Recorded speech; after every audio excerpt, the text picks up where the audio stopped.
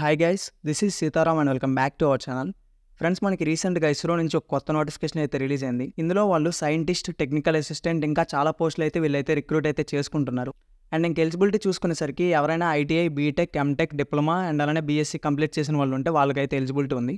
So వీడియోని అయితే skip చేయకుండా ఎండ్ వరకు చూడండి, కంప్లీట్ డీటెయిల్స్ అయితే తెలుసుకుందాం. ఈ నోటిఫికేషన్ అయితే మనకి February 10th అయితే రిలీజ్ చేయడం అయితే జరిగింది. అండ్ ఇంక మనం పోస్టులు చూసుకున్నట్లయితే మెకాట్రానిక్స్ నుంచి 2 పోస్ట్స్ అయితే ఉన్నాయి. ఎంఈఆర్, ఎంటెక్ ఎవరైనా మెకాట్రానిక్స్లో చేసి ఉంటే వాళ్ళకైతే ఎలిజిబిలిటీ ఉంది. అండ్ అలానే ఎవరైనా బీటెక్ మెకానికల్ చేసి ఉంటే వాళ్ళకి ఎలిజిబిలిటీ ఉంది. అండ్ అలానే మెటీరియల్ సైన్స్ నుంచి ఒక పోస్ట్ అయితే ఉంది. అలానే మ్యాథమెటిక్స్ నుంచి ఒక పోస్ట్, ఫిజిక్స్ నుంచి ఒక పోస్టు, ఇవైతే ఉన్నాయి. అండ్ ఇంకా ఐటీఐ విషయంకి వచ్చేసరికి ఎలక్ట్రానిక్స్ నుంచి అయితే 63 పోస్ట్స్ అయితే ఉన్నాయి. సో ఎవరైనా 10th కంప్లీట్ చేశాక ఐటీఐ కంప్లీట్ చేస్తే వాళ్ళకైతే ఎలిజిబిలిటీ ఉంది. లైక్ ఎలక్ట్రానిక్స్, మెకానిక్ ఇలా కొన్ని అయితే వాళ్ళైతే ట్రేడ్స్ అయితే మెన్షన్ చేశారు. సో వాటిలో మీ ఫ్రెండ్స్ అయినా లేదంటే మీరైనా ట్రేడ్ కంప్లీట్ చేసినట్లయితే మీరైతే అప్లై చేయొచ్చు. అండ్ తర్వాత ఎలక్ట్రికల్ వాళ్ళకి చూసుకుంటే 13 పోస్టులు అయితే ఉన్నాయి. వీళ్ళు కూడా సేమ్ అలానే 10th తర్వాత ఐటీఐ కంప్లీట్ చేస్తే వాళ్ళైతే ఎలిజిబిలిటీ ఉంటుంది. అలానే fitter, photography, plumber, R&AC, Turner, carpenter, machinist, ఇలా వెల్డర్, ఇలా చాలా అయితే పోస్టులు అయితే ఉన్నాయి. సో ఒకసారి అయితే చెక్ చేసుకోండి, దానికి మీకు ఎలిజిబిలిటీ క్రైటీరియా ఉంటే మీరైతే అప్లై చేయొచ్చు. అండ్ ఇంకా డిప్లొమా విషయానికి వచ్చినట్లయితే ఎవరైతే ఈసీఈ స్టూడెంట్స్ ఉన్నారో డిప్లొమాలో వాళ్ళకైతే 28 పోస్ట్స్ అయితే ఉన్నాయి. కంప్యూటర్ సైన్స్ వాళ్ళకైతే 6 పోస్ట్స్ ఉన్నాయి. ఎలక్ట్రికల్ వాళ్ళకైతే 5, సివిల్ వాళ్ళకి 4 అండ్ అలానే మెకానికల్ వాళ్ళకైతే 12 పోస్ట్స్ అయితే ఉన్నాయి. మీరు డిప్లొమా కంప్లీట్ చేస్తుంటే సరిపోతుంది. దీనికి టెస్ట్ చూసుకున్నట్లయితే జస్ట్ రిటన్ టెస్ట్ అయినా లేదంటే CBT టెస్ట్ అయితే ఒకటి ఉంటుంది. దాంతోపాటు స్కిల్ టెస్ట్ కూడా మీకైతే ఒకటైతే ఉంటుంది. అండ్ అలానే బీఎస్సీ వాళ్ళకి కూడా కొన్ని పోస్టులు అయితే ఉన్నాయి. ఒకవేళ మీరు బీఎస్సీ చదివినట్లయితే ఇదైతే చెక్ చేయొచ్చు.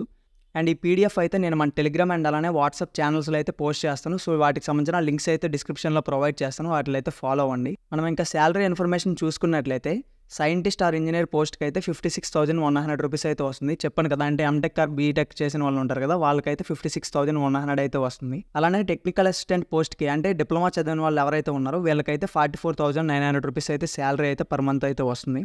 అలానే టెక్నీషియన్ బీకి అయితే 21,700 రూపీస్. ఇక ఫైర్ మ్యాన్, కుక్ అండ్ అలానే light vehicle driver, heavy vehicle డ్రైవర్కి అయితే 19,900 రూపీస్ అయితే పర్ మంత్ అయితే వస్తుంది. ఇక ఎలా అప్లై చేయాలనేది చూసుకున్నట్లయితే ఆన్లైన్ అప్లికేషన్ అయితే February 10th నుంచి స్టార్ట్ అయింది. అండ్ లాస్ట్ డేట్ వచ్చేసరికి March 1st లోపు అయితే మీరైతే అప్లై చేసుకోవాల్సి ఉంటుంది. ఎవరైనా SC, ST, disability or ex service man certificate ఉన్నట్లయితే వాళ్ళకైతే ప్రాసెసింగ్ ఫీ అయితే కంప్లీట్గా రీఫండ్ అయితే వస్తుందని అయితే వీళ్ళు చెప్తున్నారు. అండ్ అలానే అప్లికేషన్ ఫీ డీటెయిల్స్కి వచ్చేసరికి ఎవరైతే సైంటిస్ట్ ఆర్ ఇంజనీర్ పోస్ట్కి అయితే అప్లై చేస్తారో వీళ్ళైతే నాన్ రీఫండబుల్ అప్లికేషన్ ఫీ అయితే ఒక 250 రూపీస్ అయితే పే చేయాల్సి ఉంటుంది. అండ్ దాంతోపాటు 750 రూపీస్ అయితే ప్రాసెసింగ్ ఫీ అయితే పే చేయాల్సి ఉంటుంది. బట్ ఏంటంటే ఒకవేళ మీరు కనుక ఎగ్జామ్ కంప్లీట్ చేసినట్లయితే మీకైతే ప్రాసెసింగ్ ఏదైతే కట్టిన 750 రూపీస్ ఉందో అదైతే మీకు రీఫండ్ వస్తుంది. జస్ట్ మీరు ఎగ్జామ్ అటెంప్ట్ చేస్తే సరిపోతుంది. ఎవరైతే టెక్నీషియన్ బి, అలానే కుక్, ఫైర్ మ్యాన్ ఇలాంటి పోస్టులకి అయితే అప్లై చేస్తారో వీళ్ళకైతే 100 రూపీస్ అయితే అప్లికేషన్ ఫీ ఉంటుంది. అండ్ రిమైనింగ్ 500 రూపీస్ అయితే ప్రాసెసింగ్ ఫీ ఉంటుంది. ఈ ప్రాసెసింగ్ ఫీ కూడా వాళ్ళకి మళ్ళీ రిటర్న్ అయితే వస్తుంది ఒకవేళ ఎగ్జామ్ వాళ్ళు అయితే రాసినట్లయితే. అండ్ మనకి రీఫండ్ అయితే మనం ఏ పేమెంట్ మెథడ్తో అయితే పే చేస్తామో అదే పేమెంట్ మెథడ్కి మళ్ళీ మనకి రీఫండ్ వస్తుంది. సో ఇదైతే గుర్తుపెట్టుకోండి. అండ్ ఇంకా ఎగ్జామ్ ప్యాటర్న్ కూడా మీకైతే వీళ్ళైతే ఇక్కడ మెన్షన్ చేశారు. సో పీడిఎఫ్ అయితే మన టెలిగ్రామ్ ఆర్ వాట్సాప్ ఛానల్ అయితే పెడతాను కదా, సో అక్కడ నుంచి అయితే మీరు చెక్ చేయొచ్చు. జస్ట్ నేను బ్రీఫ్గా ఏదైతే డిప్లొమా స్టూడెంట్స్ ఉన్నారో వాళ్ళ రిలేటెడ్ అయితే ఇక్కడైతే మెన్షన్ చేస్తాను. సో డిప్లొమా వాళ్ళకి టెక్నికల్ అసిస్టెంట్ పోస్ట్స్ ఉన్నాయి కాబట్టి వాళ్ళ ప్యాటర్న్ చూసుకున్నట్లయితే 1.5 hour ఎగ్జామ్ అయితే ఉంటుంది. టోటల్ 80 MCQs అయితే ఉంటాయి. అండ్ అలానే స్కిల్ టెస్ట్కి వచ్చేసరికి 100 మార్క్స్కి అయితే స్కిల్ టెస్ట్ ఉంటుంది. ఇక పాస్ క్రైటీరియా కూడా వీళ్ళైతే మెన్షన్ చేశారు. ఎవరైతే అన్రిజర్వ్డ్ క్యాండిడేట్స్ ఉంటారో రిటర్న్ టెస్ట్లో వాళ్ళకి 32 out of 80 రావాలి. ఒకవేళ రిజర్వ్డ్ క్యాండిడేట్స్ ఉంటే వాళ్ళకైతే 24 out of 80 అయితే రావాల్సి ఉంటుంది. స్కిల్ టెస్ట్లో అయితే అన్రిజర్వ్డ్ వాళ్ళకి 50 మార్క్స్ అయితే రావాలి, రిజర్వ్డ్ వాళ్ళకి అయితే 40 మార్క్స్ వస్తే సరిపోతుంది.